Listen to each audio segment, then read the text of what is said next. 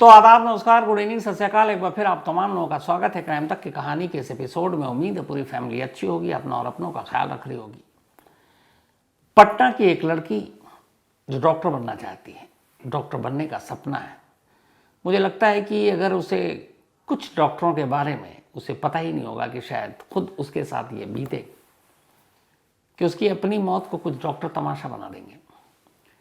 NEET की एक student जो डॉक्टर बनने की तैयारी कर रही है, बिहार के जहानाबाद से पटना आती है, कोचिंग सेंटर ज्वाइन करती है, एक पीजी लेती है, फिर उसकी मौत हो जाती है।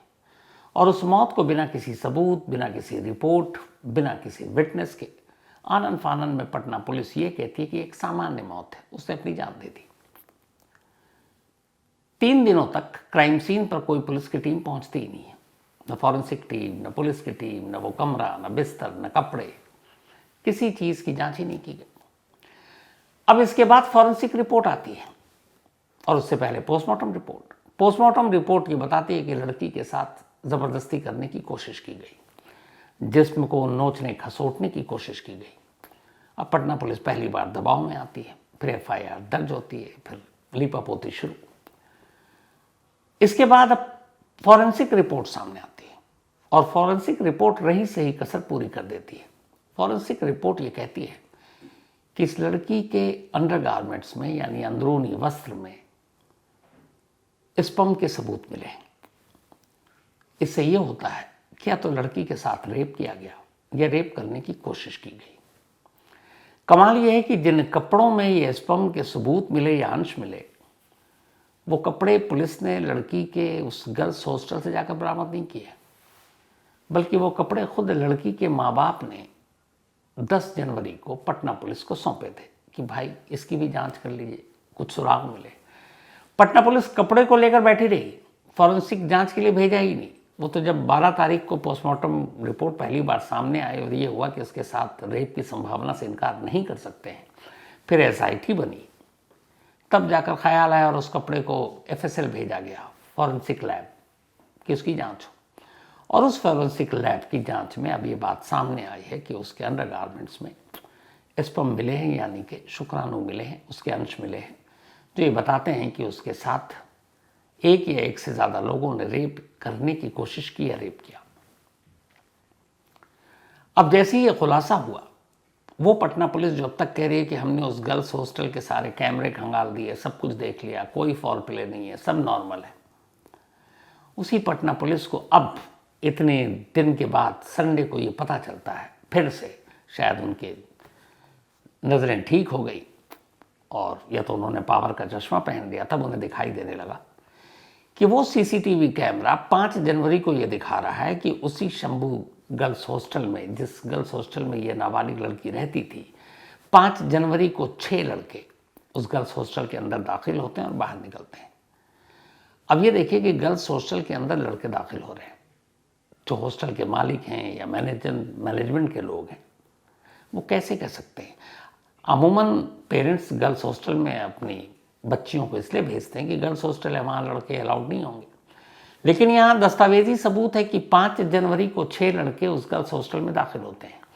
जब उन लड़कों को उस गर्ल्स हॉस्टल के मैनेजमेंट या वहाँ के कर्मचारियों को उनका चेहरा दिखाया गया, तब उन्होंने इस बात की तस्दीक की कि हाँ ये आए थे।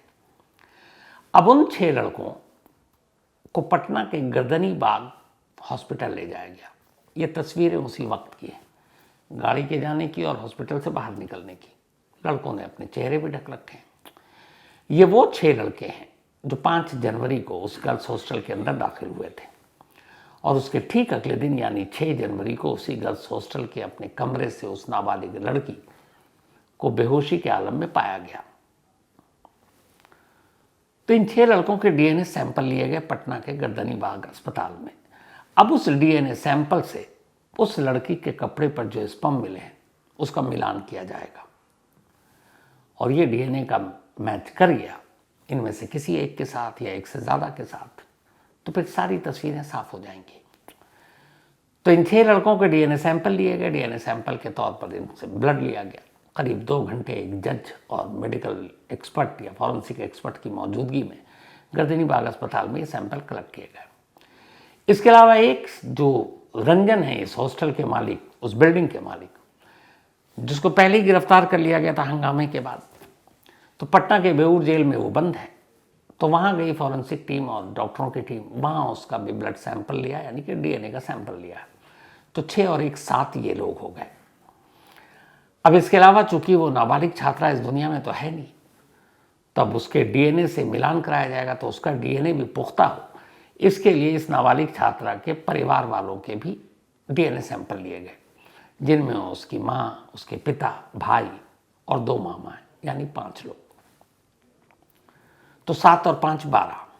इसके अलावा 4 और लोग जिनके ऊपर थोड़ा सा भी डाउट है, उनके भी डीएनए सैंपल लिए गए। तो कुल मिलाकर इस वक्त आज की तारीख में इस एक लड़की की जो फॉरेंसिक रिपोर्ट आई है उसके बाद 16 लोगों के डीएनए सैंपल लिए गए। इनमें से फैमिली के 5 लोगों को आप माइनस कर दें क्योंकि उससे तो लड़की का डीएनए मैच होगा, तो कुल 11। अगर क्राइम और इन्वेस्टिगेशन के नज़रिए से देखें तो ये 11 जो है 5 फैमिली को छोड़कर ये सभी शक के घेरे में है, तभी इनका डीएनए सैंपल लिया गया है। तो पहले पोस्टमार्टम रिपोर्ट और फॉरेंसिक रिपोर्ट ने ये क्लियर कर दिया है कि कुछ तो गड़बड़ है। ऊपर से जख्म, नोचने खसोटने के निशान पोस्टमार्टम रिपोर्ट में, उससे भी ये क्लियर हो गया है कि कुछ गड़बड़ है। और ये पटना पुलिस के लिए एक शर्म की बात है कि इस केस को वो निपटाने में लगे थे, और पोस्टमार्टम रिपोर्ट और फॉरेंसिक रिपोर्ट ने सब कुछ बदल दिया। अब इस बीच हुआ ये कि जब ये फॉरेंसिक रिपोर्ट आई तो बिहार के जो नए नए अभी होम मिनिस्टर बने हैं, सम्राट चौधरी, उन्हें भी लगा कि ये मामला तो तूल पकड़ रहा है, पटना पुलिस की फजीहत हो रही है, तो क्या करें, एसआईटी तो बना रखी थी। उन्होंने बिहार के डीजीपी विनय कुमार और सीनियर अफसर और जो एसआईटी बनाई थी उस पूरी एसआईटी टीम के साथ एक मीटिंग की। एसआईटी को भी चार्ज संभाले हुए हफ्ता तो हो ही गया, नतीजा कुछ नहीं निकला। तो इसके बाद ये तय हुआ कि एसआईटी की इस जांच में सीआईडी भी मदद करेगी। तो अब एसआईटी के साथ साथ सीआईडी भी इस केस की तफ्तीश कर रही है, एसआईटी के साथ मिलकर। दूसरा ये हुआ कि अब लोग गुस्से में हैं तो उनको भी गुस्सा शांत करना है। तो जिस इलाके में ये हॉस्टल और हॉस्पिटल है, चित्रगुप्त नगर थाना, उसकी जो एसएचओ रोशनी कुमारी, उनको सस्पेंड कर दिया गया, और एक गर्दनी बाग थाने के दरोगा को भी सस्पेंड कर दिया गया। 2 पुलिस अफसर को सस्पेंड किया गया, लेकिन बाकी सीनियर अफसरों को बचा लिया गया, जिसमें पटना के एएसपी हैं अभिनव और एसएसपी पटना कार्तिकेय के शर्मा।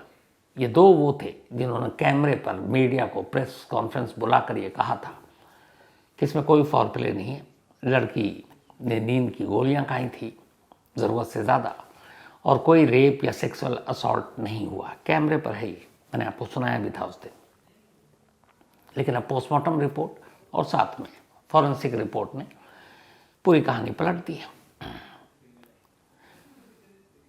3 हॉस्पिटल की कहानी है ये।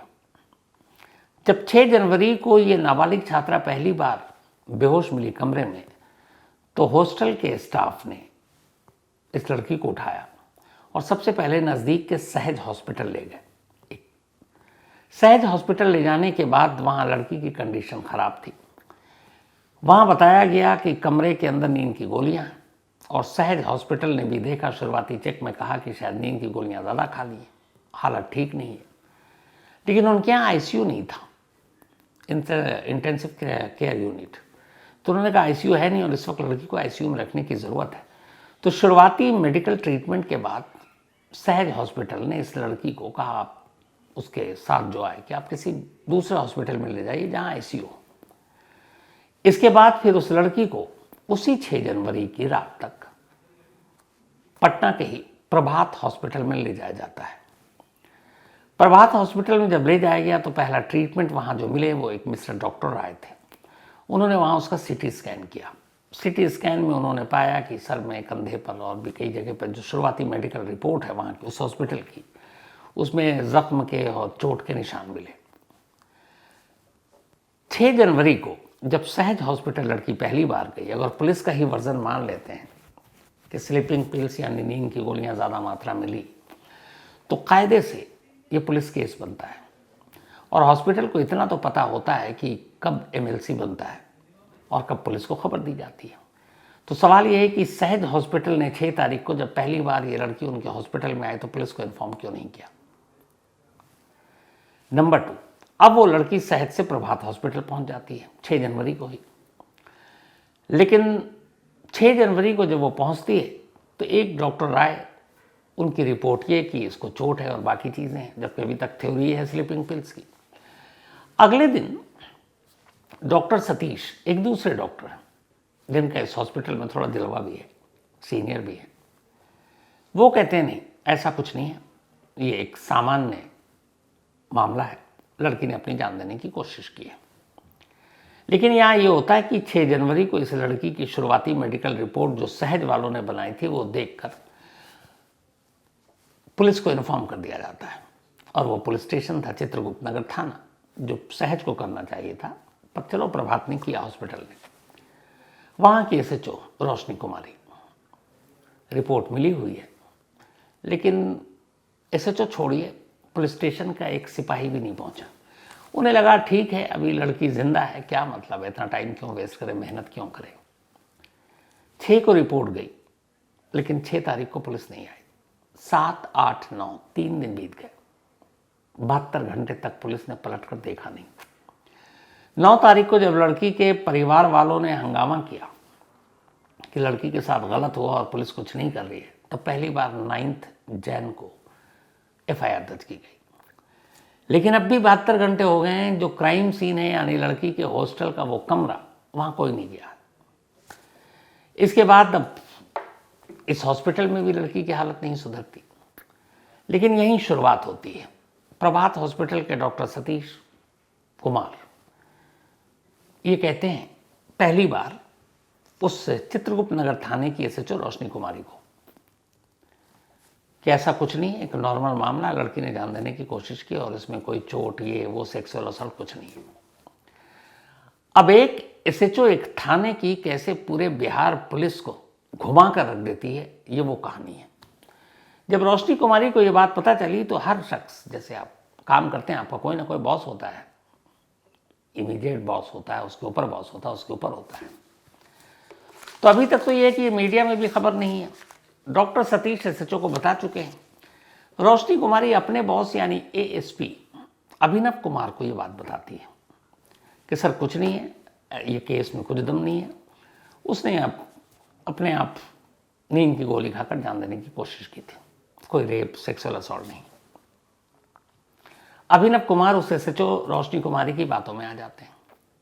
इसके बाद वो 12 तारीख को प्रेस कॉन्फ्रेंस बुलाते हैं, जब लड़की के परिवार वालों की वजह से मीडिया में खबरें आनी शुरू हुई, और अभिनव कुमार अपनी एसएचओ रोशनी कुमारी कि उसी बयान पर कि डॉक्टर ने कहा है कि कोई सेक्सुअल असॉल्ट नहीं है, मीडिया को बता देते हैं ये केस एकदम ओपन एंड शट केस है, इसमें कोई फॉल प्ले नहीं। तो पहली गलती एसएचओ ने की, उसके बाद एसएचओ की बात मानकर एएसपी ने यह गलती की, मीडिया को ब्रीफिंग करके बिना कोई इन्वेस्टिगेशन के। अब एएसपी साहब क्या करते हैं, वही गलती दोहराते हैं जो उन्होंने खुद एसएचओ की बात सुनकर दोहराई। वो पटना के एसएसपी कार्तिकेय के शर्मा को ब्रीफ करते हैं और कहते हैं सर इसमें कुछ नहीं है, डॉक्टर ने कहा है एसएचओ को, और एसएचओ ने मुझे बता दिया है कि कोई फॉल प्ले नहीं है, लड़की ने जान देने की कोशिश की थी, कोई मैटर होगा। वैसे भी नीट और जेईई की तैयारी करने वाले बहुत सारे स्टूडेंट मर ही जाते हैं, ये भी ऐसी केस है। अब जब ये बताया तो एसएसपी साहब ने भी लगा कि यार हमारा बंदा कह रहा है, एसएचओ ने कह दिया है तो फिर यही होगा। एसएसपी साहब ने भी प्रेस कॉन्फ्रेंस में एएसपी की बात दोहरा दी, नो फॉल प्ले, कोई सेक्सुअल असॉल्ट नहीं, और सब निश्चिंत। इन्हें क्या पता कि अभी तो पोस्टमार्टम रिपोर्ट नहीं आई है, तब तक 11 जनवरी को लड़की की डेथ हो गई। पोस्टमार्टम रिपोर्ट आती है और पोस्टमार्टम रिपोर्ट कहानी बदल देती है कि लड़की के साथ सेक्सुअल असॉल्ट के सबूत हैं, उसके जिस्म पर नोचने खसोटने के सबूत हैं। अब जैसे ही आता है तो हंगामा। इधर क्या किया कि जो एसएचओ ने एएसपी को बताया, एएसपी ने एसएसपी को बताया, वही एसएसपी साहब अपने बड़े बॉस यानी कि बिहार के डीजीपी को ब्रीफ कर देते हैं। उससे पहले और भी सीनियर अफसरों को किया, क्योंकि स्टेप बाय स्टेप आपके इमीडिएट बॉस होते हैं। तो एक थाने की एक एसएचओ से एक झूठी कहानी शुरू हुई और बिहार के टॉप बॉस यानी डीजीपी तक वही कहानी घूमते घूमते पहुंची, और हर एक ने यही मान लिया कि ये केस कुछ नहीं है। और उस एसएचओ से ये कहानी शुरू करवाते हैं एक डॉक्टर जिनका नाम है डॉक्टर सतीश। तो इस तरीके से यह झूठ की कहानी शुरू होकर ऊपर तक पहुंची। अब जब हंगामा मचा तो फिर बिहार के डीजीपी साहब के भी बॉस हैं, होम मिनिस्टर जो होते हैं वो स्टेट के, वो पुलिस के बॉस होते हैं। तभी नए नए होम मिनिस्टर बने बिहार के इस चुनाव के बाद, सम्राट चौधरी। तो सम्राट चौधरी यानी कि होम मिनिस्टर जो हैं, उनको डीजीपी साहब ने कर दिया कि ये मीडिया सब ऐसे ही चल रहा है। एक्चुअल रिपोर्ट मेरे पास ही है, और डीजीपी यहाँ पे कहीं गलत नहीं है। क्यों? क्योंकि उनके नीचे के लोग उन्हें जो रिपोर्ट दे रहे हैं वो होम मिनिस्टर को बता रहे हैं। अब ये चलता रहा, लेकिन पोस्टमार्टम रिपोर्ट के बाद पूरा मामला पलट गया, फजीहत हो चुकी। तो ये हुआ कि अब एसआईटी को जांच दे दो। एसआईटी में भी इन्हीं लोगों को रखा जिनमें से कुछ इसके गुनहगार थे। अब एसआईटी जांच कर रही है, 1 हफ्ता बीत गया, कुछ हुआ नहीं। आखिरी की लिए आ गए कि फॉरेंसिक रिपोर्ट आ गई, और फॉरेंसिक रिपोर्ट ने कहा कि लड़की के कपड़ों में स्पर्म मिले। स्पर्म मिलने का मतलब ही दो है, या तो उस लड़की के साथ रेप हुआ, ये रेप की कोशिश हुई। अब होम मिनिस्टर साहब को गुस्सा आया, उन्होंने फौरन डीजीपी और जो बिहार पुलिस के आला अफसर हैं उनके साथ, जो एसआईटी की टीम जांच करे उनके साथ एक मीटिंग की। मीटिंग करने के बाद फिर उन्होंने कहा नहीं, ऐसे नहीं चलेगा। फिर उन्होंने कहा कि इसमें सीआईडी को भी शामिल करो, और सीआईडी भी मिलकर जांच करेगी। संडे को यही एसआईटी और जो सीआईडी अब जांच कर रही है, पहली बार संडे को उस शंभू गर्ल्स हॉस्टल में जाती है, उस कमरे में जाती है जहां ये लड़की बेहोश पड़ी मिली थी। अब ऊपर वाला जाने कि वहां से उन्हें क्या मिला। 10 जनवरी की बात का तो पता नहीं। 10 जनवरी से पहले यानी 6 से 9 जनवरी, 6 तारीख को लड़की बेहोश मिली थी, 9 तारीख को एफआईआर दर्ज हुई। 6, 7, 8, 9, 4 दिन जिस कमरे में लड़की बेहोश मिली थी, पुलिस का एक बंदा नहीं पहुंचा। हॉस्टल से जो डीवीआर उठाया वो भी एसएचओ साहिबा के एक प्राइवेट ड्राइवर ने। अब जिस क्राइम सीन को 4 दिनों तक सील नहीं किया गया, जिस क्राइम सीन में न मालूम कितने लोग गए, और जो खासतौर पर गुनहगार हैं उनके दिल में तो एक डर रहता ही है, तो वो जाकर पूरा क्राइम सीन को साफ भी करेंगे। तो 4 दिनों तक वो पूरा कमरा खाली रहा। बिस्तर, चादर, तकिया, कमरे में रखे और सामान, यहाँ तक कि लड़की के कपड़े, उसमें क्या क्या हेर फेर नहीं हो सकता। फिंगरप्रिंट्स, डीएनए सैंपल, अगर जख्मी हुई हो तो ब्लड के नमूने, और जो अक्यूज अगर इसमें है, आरोपी है, उसके अगर उस अपने आप को बचाने के दौरान चोट लगी, उसके निशान, सब तो निपट गए। अब इतने दिनों बाद जाकर उस हॉस्टल के कमरे से एसआईटी या सीआईडी क्या नमूने या सबूत उठाएगी, ऊपर वाला जाने। क्योंकि क्राइम सीन को आपने सील ही नहीं किया, और अब हॉस्टल में ताला लगा दिया गया इतने दिनों बाद। मतलब जब सब कुछ लुट गया तो अब चलो कम से कम ताला, मीडिया वाले जाएंगे, कैमरे में दिखाएंगे, आप कहेंगे हाँ हॉस्टल में ताला पुलिस ने लगा दिया। जो काम कुछ घंटों के अंदर होना चाहिए वो, मतलब आप जोड़ लीजिए, करीब करीब 15 दिन हो गए, अब हो रहा है। तो खैर 2 लोगों को सस्पेंड कर दिया गया है।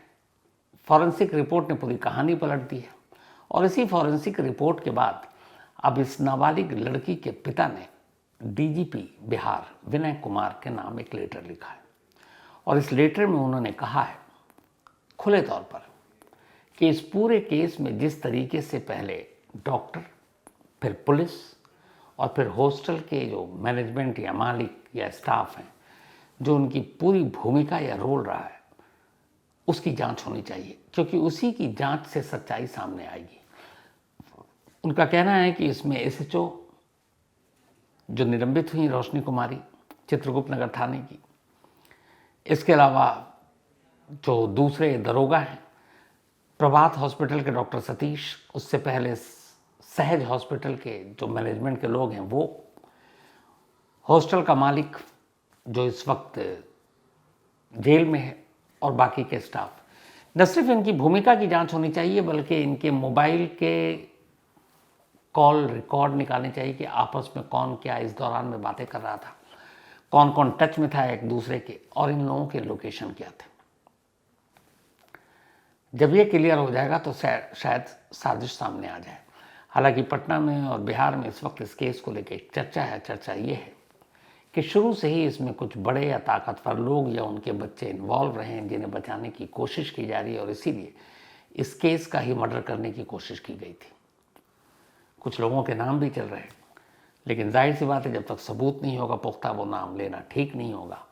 लेकिन कहा जा रहा है कि इसमें कुछ ताकतवर लोग इसके पीछे हैं जिनकी इस केस में दिलचस्पी है और चाहते हैं ये केस अपने अंजाम तक पहुंचने से पहले दम तोड़ दे। अब SIT और CID जांच तो कर रही है। बिहार के होम मिनिस्टर ने वादा भी किया है, बिहार के DGP ने भी कहा है कि वो पूरी ईमानदारी से जांच होगी और किसी को बख्शा नहीं जाएगा। लेकिन क्या ऐसा होगा? क्या ये सच्चाई सामने आएगी? क्योंकि एक तो कीमती वक्त और वो पल निकल गए जब किसी भी केस में इन्वेस्टिगेशन के सबसे अनमोल लम्हे होते हैं। आपको जितनी जल्द से जल्द वहाँ से सबूत और एविडेंस कलेक्ट करना होता है। फिर भी अब इसमें क्या हो पाएगा और क्या सही मानों में सही कल्प्रिट पकड़े जाएंगे? क्या इस केस का भी अंजाम हज़ारों ऐसे केस की तरह हो जाएगा जिसका आज तक कोई नतीजा नहीं निकला? थोड़े दिन बाद पता चल जाएगा, जब अगले कुछ दिनों में कोई नाम सामने ना आए और सिर्फ ये सुनने को मिले कि जांच जारी है, रिपोर्ट आ गई है, हम उस पर काम कर रहे हैं, पूछताछ हो रही है और कुछ लोगों को उठाकर अंदर कर दिया जाए और बस मामला ठंडे बस्ते में डाल दिया जाए, तो समझ लीजिए फिर इस केस का कुछ नहीं होगा। हालांकि चाहता हूं कि इसके सही आरोपी जो है वो पकड़े जाए और उस पीड़ित लड़की के परिवार को इंसाफ मिले और लोगों का भरोसा इंसाफ पर कायम रहे। तो उसके लिए ज़रूरी है केस और इसकी इन्वेस्टिगेशन ईमानदारी से होनी चाहिए। तो इसके साथ ही इस कहानी में इतना ही, लेकिन कहानी ख़त्म करूँ उससे पहले वही अपना सिलसिला। आज आरवी इनका बर्थडे है, तो हैप्पी बर्थडे आरवी। और ये विक्रम रजाई साहब की बिटिया है। इसके अलावा गोविंद जोरा इनका भी जन्मदिन है, तो हैप्पी बर्थडे गोविंद साहब। और ये भेजा है विजय सेवरा ने। वसीम राजा इनका भी आज बर्थडे है, तो हैप्पी बर्थडे वसीम राजा। साथ ही वंदना भट्ट इनका भी आज बर्थडे है, तो हैप्पी बर्थडे वंदना जी। और ये रोहित भट्ट जी की वाइफ हैं। वेद इनका भी जन्मदिन है, तो हैप्पी बर्थडे वेद। और ये भेजा है किशन दर्जी ने। साथ ही रानू इनका भी बर्थडे है, तो हैप्पी बर्थडे रानू। और ये इंद्रपाल सिंह जी ने भेजा, उनके सिस्टर हैं रानू। तो इसके साथ ही कहानी में आज इतना ही। अब आपसे मुलाकात होगी कल रात 9 बजे किसी नई कहानी के साथ। तब तक अपना और अपनों का ख्याल रखिएगा। Thank you very much.